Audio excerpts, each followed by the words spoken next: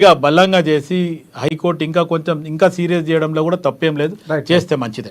Right right BRS పార్టీకి సంబంధించి స్వామి వివేక్ పాటిల్ గారు చెప్పండి. ప్రధానంగా మీ పార్టీ పైనే గతంలో మీరు చేసిన పని కొత్తగా ఏం లేదు. సో ఆ ఏదైతే పార్టీ ఫిరాయింపులకు నాంది పలికిందో మీరని కూడా కాంగ్రెస్ పార్టీ ఆరోపిస్తుంది. అండ్ శివలాల్ గౌరవ్ సూటి గారు అడుగుతున్నారు. మీరేం చెప్తారు?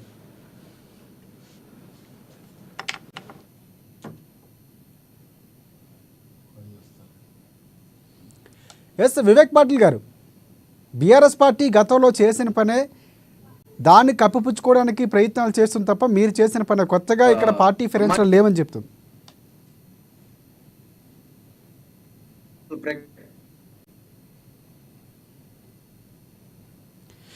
మనకు అక్కడ సరిగ్గా సిగ్నల్స్ లేనట్లున్నాయి. మనం బీజేపీ పార్టీ దగ్గరికి వెళ్దాం. రూపరాజు గారు ఉన్నారు. రూపరాజు గారు నమస్తే. ప్రధానంగా బీజేపీ పార్టీకి సంబంధించి కొన్ని సిద్ధాంతాలు ఫాలో అవుతుంది. సో ఇక్కడ రాజకీయాలు చూస్తున్నారు అంటే గతంలో ఇక్కడ మహారాష్ట్రకు సంబంధించి కూడా కొన్ని పరిణామాలు చోటు చేసుకున్నారు. అంటే ఓవరాల్గా పార్టీ ఫిరాయింపులు అనేది ఒక పార్టీపై గెలవటం, ఇంకొక పార్టీకి మారిపోవడం, అది ఒక రాజకీయ ఆనవాత్య లేకపోతే పరిపాటిగానో మారిపోయినటువంటి పరిస్థితి. ఇక్కడ ఈ పార్టీ ఆ పార్టీలో ఇక్కడ జరుగుతున్నటువంటి ఇప్పుడు కోర్టు తీర్పు కూడా పూర్తిగా చూసుకుంటే మీ అభిప్రాయం ఏంటి? అంటే ఇక్కడ తెలంగాణలో జరిగిన అంశాన్ని ఏ విధంగా చూస్తారు?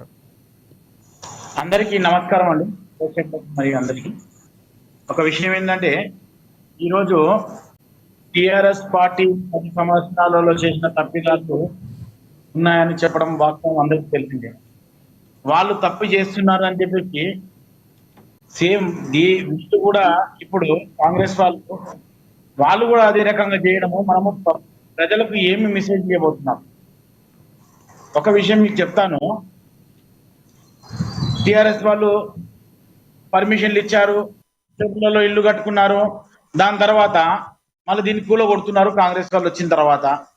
సరే, ఇప్పుడు వీరు చేసిన తర్వాత మరి టిఆర్ఎస్ వాళ్ళు అలా చేశారు. దీంట్లో మధ్యలో అమాయక ప్రజలు బలవుతున్నారు కదా, పేదవాళ్ళు బలవుతున్నారు కదా. ఈ ఎమ్మెల్యేలు అంటే ఎట్టి పరిస్థితుల్లో నేను ఒకటే విషయం చెప్తున్నాను, ఖచ్చితంగా టిఆర్ఎస్ వాళ్ళు ఏదైతే చేశారో కాంగ్రెస్ వాళ్ళు కూడా అదే చేస్తారు.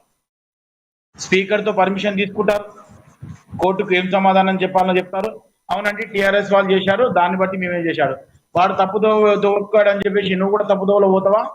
ఈ రోజు హైకోర్టుని గౌరవించాలని చెప్తున్నారు. హైకోర్టుని గౌరవించినప్పుడు మనం ఏం చేస్తున్నామండి? కోర్టు ఇచ్చిన తీర్పును మనము అంగీకరిస్తామా లేదా? దీనికి కాంగ్రెస్ వాళ్ళు చెప్పాలా? ఏదైనా ఉండొచ్చు, కోర్టుని గౌరవించాలా లేదా? ఎందుకండి మనకు ఇవన్నీ ఉన్న తర్వాత న్యాయ వ్యవస్థ ఎందుకు? ఇటువంటివన్నీ కూడా ఉన్న తర్వాత ఏమైనా కానీ టిఆర్ఎస్ వాళ్ళు చేశారు తప్పిదాలు, వీరు చేస్తున్నారంటే కాంగ్రెస్ వాళ్ళు ఎన్ని తప్పులు చేయట్లేదండి. ఇచ్చిన హామీలన్నీ ఎక్కడండి? ఇప్పటి వరకు ఇచ్చిన హామీలు ఎక్కడండి? ఇచ్చిన హామీలన్నీ పూర్తిగా ఇస్తున్నారా? మీరు ఒకసారి మనస్ఫూర్తిగా చెప్పండి. 100 రోజులలో మేము పూర్తి చేస్తామని చెప్పారు. 100 రోజులు అయిపోయాయి కదా, ఎక్కడ చెప్పండి.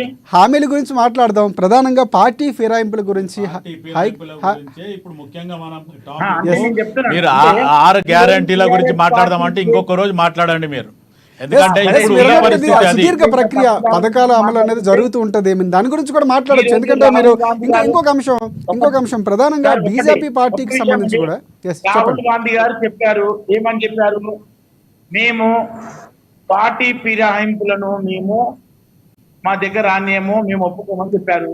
మళ్ళీ ఇప్పుడు వారి మాటకు కూడా గౌరవం లేదా? వారు తెలియకుండా మన స్టేట్ లో వారు తెలియకుండానే జరుగుతుందా? రాహుల్ గాంధీ గారికి తెలియకుండా? చెప్పండి, ఏం చెప్పారు ఎలక్షన్ల ముందు? రూపరాజు గారు, ఇప్పుడు మనం ఫిరాయింపుల గురించి మాట్లాడుతున్నాం కాబట్టి మీకు సూటిగా ఇంకొక సమాధానం నేను ఇస్తాను. ఎందుకంటే గతంలో ఎవరైతే బీజేపీ నాయకుడు ఉండో, రాష్ట్ర నాయకుడు డాక్టర్ లక్ష్మణ్, ఆయన ప్లస్ బీఆర్ఎస్ రెండు కలిపి నెల రోజులలో కూల్చేస్తాం, 30 రోజులలో కూల్చేస్తాం, లేకపోతే పార్టీ కూలిపోతుంది అన్నది ఎవరండి? కాంగ్రెస్ పార్టీ అధికారంలోకి రాగానే ఇమ్మీడియట్గా ఈ నినాదం ఎత్తుకుంది ఎవరు అంటే కాంగ్రెస్ పార్టీ అధికారంలోకి రాగానే ఇటు బీజేపీ కానీ బీఆర్ఎస్ కానీ ఒక్కటైపోయి పార్టీని కూల్చేస్తాము, లేకపోతే పార్టీ కూలిపోతుంది అనడానికి మీకు అప్పుడు గుర్తురాదా? అంటే పార్టీ కూలుతుంది అనుకుంటే మీరు కూలగొట్టుందని చెప్పి మేము సైలెంట్గా ఉండాలా? గతంలో కేసీఆర్ ఏదైతే చేసిండో దానికి ఖచ్చితంగా కాంగ్రెస్ పార్టీ జాగ్రత్త పడాలనే ఉద్దేశంతోనే గర్వాపసి అని కొంతమందిని తీసుకుంది. కొంతమంది 9.5-10 సంవత్సరాలల్లో ఏదైతే టీఆర్ఎస్ బీఆర్ఎస్ మొత్తానికి ఎవరిని కూడా ఒక ప్రతినిధులను ఎవరిని కూడా మాట కూడా మాట్లాడలేని పరిస్థితిలో ఉందని చెప్పి వాళ్ళు బయటకు వచ్చి చెప్పి బయటికి రావడం జరిగింది. ఒక్కటేంటంటే ఏదో ఇక తెలంగాణ మట్టుకే బీజేపీ పార్టీలా రాజీనామా చేసి రమ్మంటే ఎవరు వచ్చిండండి ఎక్కువ అంటే ఒక ఈటల రాజేందర్ తప్ప మీ పార్టీలోకి వచ్చింది లేదు. కేంద్రంలో 10 సంవత్సరాలు నరేంద్ర మోడీ చేయలేదా? ఎన్ని ఇబ్బందులు చేసిండు? అభివృద్ధిలో ఏమున్నాయి? ప్రధానమంత్రులు ఎంతైతే గతంలో 1947 నుంచి ఇప్పటిదాకా ఎంతమంది అయితే ప్రధానమంత్రుల్లో ఇప్పుడు ఈ ఒక్క ప్రధానమంత్రి 10 సంవత్సరాలలో 3 అప్పు చేయలేదా? అంటే మొత్తానికి ఆదానికి అంబానికి దోసి పెట్టలేదా? మీరు ఆ రకంగా మాట్లాడితే ఇంకా వేరే చాలా మాట్లాడతాం మళ్ళీ. అనలిస్ట్ ఈశ్వర్ రెడ్డి గారు ఉన్నారు. ఎస్ ఈశ్వర్ రెడ్డి గారు నమస్తే.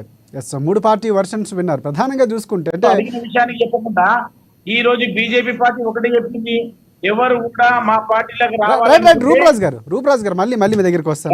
ఈశ్వర్ రెడ్డి గారు ఉన్నారు. రూపరాజ్ గారు మళ్ళీ మీ దగ్గరికి వస్తాను. అనలిస్ట్ మనకి ఈశ్వర్ రెడ్డి గారు ఉన్నారు. నమస్తే ఈశ్వర్ రెడ్డి గారు, చెప్పండి. అంటే పార్టీల వర్షన్స్ విన్నారు. అంటే ప్రధానంగా ఒకటి పెట్టుకున్న తర్వాత ఏదైతే పార్టీ ఫిరాయింపుల చట్టం పెట్టుకున్న తర్వాత దాన్ని పూర్తిగా ఎక్కడ పాటించట్లేదు అన్నది జరుగుతున్నటువంటి అధికార పార్టీ వైపు వెళ్ళడం, లేకపోతే అప్పుడు ఉన్నటువంటి అభివృద్ధి ఈ కోణంలో వెళ్తున్నటువంటి పరిస్థితి. ఇక్కడ కాంగ్రెస్ పార్టీ కొత్తగా చేసింది ఏం లేదు. గతం